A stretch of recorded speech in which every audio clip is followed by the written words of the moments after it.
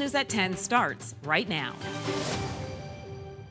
We begin tonight with disturbing new details in the case of a Phoenix police officer accused of possessing child pornography. Good evening and thanks so much for joining us for 12 News at 10. I'm Caribe Divine. I'm Mark Curtis. 12 News has obtained federal court records detailing how the FBI identified the officer as a suspect.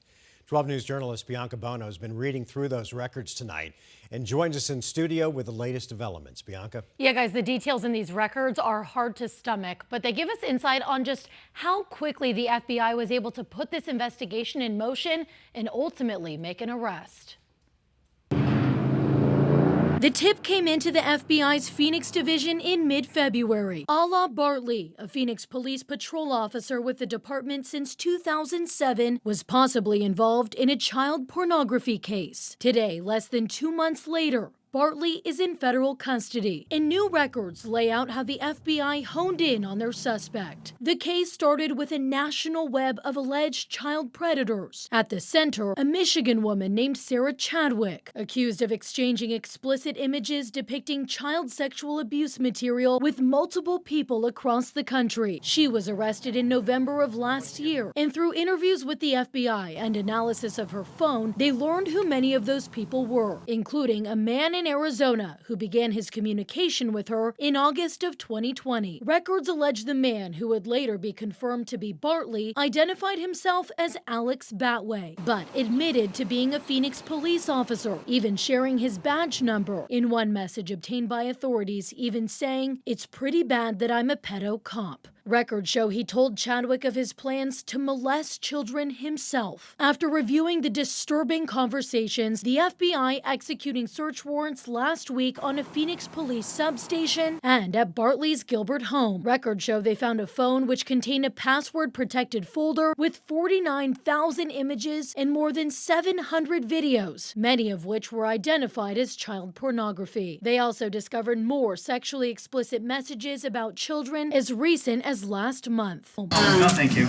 Bartley declined to comment to 12 News on Thursday, the day before his arrest. Phoenix PD says he's on administrative leave, and in response to 12 News asking if he ever worked cases involving children or sex crimes, a spokesperson said he has not held an investigative position.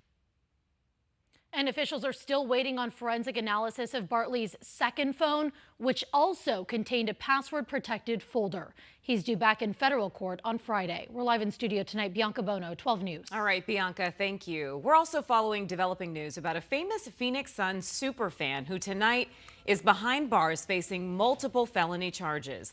Patrick Batillo, who goes by the nickname Mr. Orange, was arrested yesterday for allegedly soliciting high school students for sexual photos and videos. Peoria police say that a group of 4 students reported Batillo had offered to pay them for inappropriate photos and videos.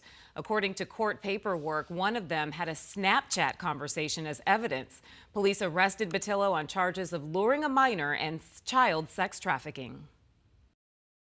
You know, soliciting kids for photographs and for videos, it's absolutely disgusting and shouldn't be out there. We send our kids to school all the time and we want them to be safe. They're spending hours a day with these teachers who are in positions of trust. Another teacher arrested at the same time, Holly Hallgate, is charged with hindering prosecution and failing to report. Police say she was the teacher who got the first report and she tipped Batillo off to the investigation. Tonight, a lot of Coyote fans are worried that their team could be leaving town. Sources tell 12 News that the team and the NHL are exploring a potential move to Salt Lake City. 12 Sports journalist Cameron Cox is here with the very latest on this story that understandably has Coyotes fans pretty upset, Cam. Caribe and Mark, it's been a tough day for Yotes fans, but here's the latest. No deal is done yet, but 12 Sports is hearing the Coyotes' future is down to 3 possible outcomes. Team owner Alex Morello could sell the team, relocate the team, or sell the team and possibly bring back an expansion team to the Valley if they win the upcoming land auction and build an arena. I've been told players are aware of the situation, but most of the organization has been kept in the dark about all of this. According to reports tonight, the NHL is making 2 versions of their upcoming schedule, one for Arizona, one for if they were in Salt Lake City. The league sent out a memo to the Board of Governors indicating talks of potential move. CEO Javier Gutierrez recently said if the Yotes don't win that June 27th land auction, The team will be out of options in Arizona and have to explore relocations. Coyotes coaches, past and present, spoke today.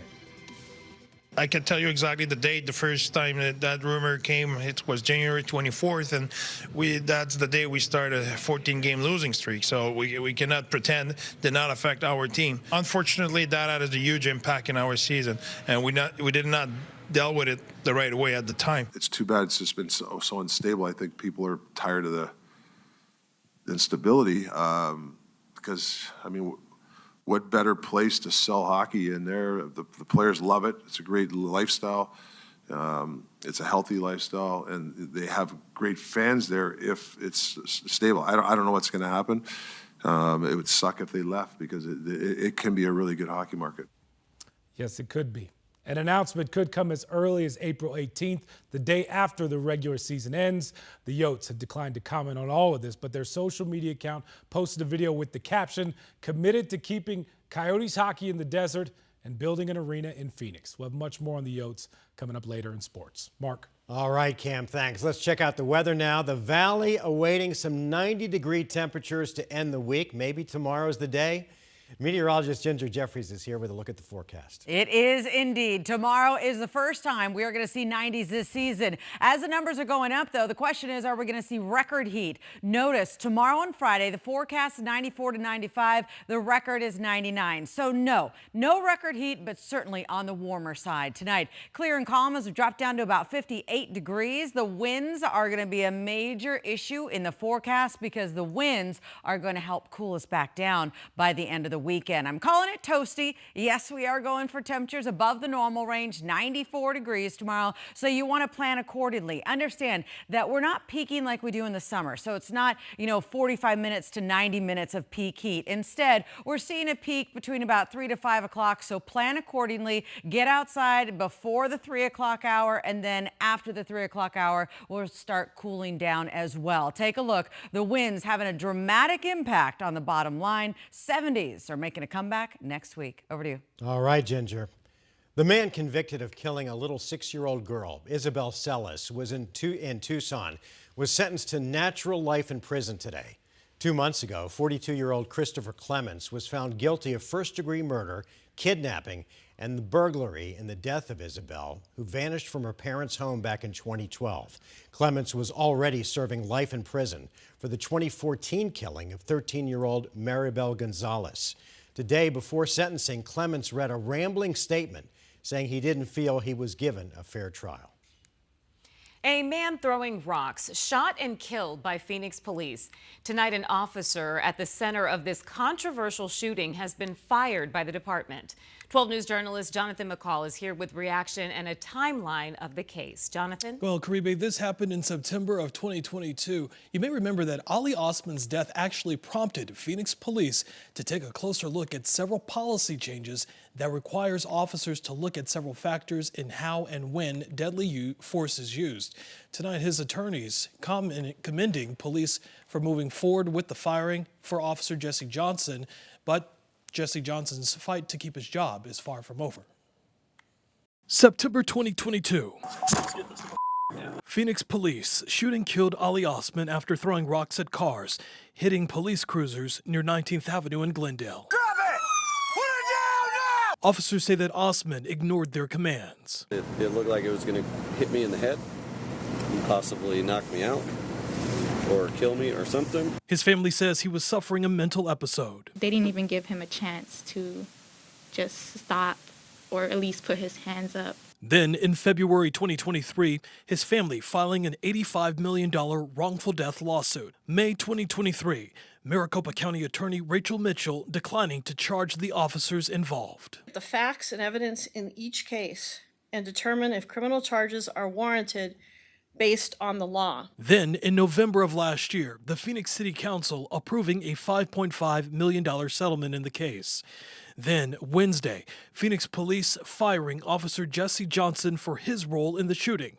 According to police, the shooting was out of policy. That's the right thing to do. 12 News breaking the news of the firing to Osman family attorney Kwesi Smith. And it's good to see that Phoenix Police Department understands that accountability is necessary for someone that's going to have the authority to take someone's life. The Phoenix Law Enforcement Association, the union representing Phoenix police, say they were, quote, appalled by the announcement, going on to say that this will no doubt have a chilling effect on our membership and their service to the community. Smith, though, still questions whether County Attorney Rachel Mitchell could have sought criminal charges in the case. When the facts of this case should have been put before a grand jury. And while no amount of money or actions can bring Ali back to his family, Smith says justice in this case is prevention to make sure nothing like this happens again. So while Officer Jesse Jones may be fired, he still has the opportunity to fight for his job through a Civil Services Board review that could reinstate him. Tonight, 12 News reached out to Phoenix Police to get more clarity on the exact policy that Johnson violated that led to his firing. So far, we have yet to hear back. Phoenix Police say because Johnson still has that right to appeal his firing, they will not be offering any other statements on the investigation so far. Jonathan McCall, 12 News. All right, Jonathan, thank you.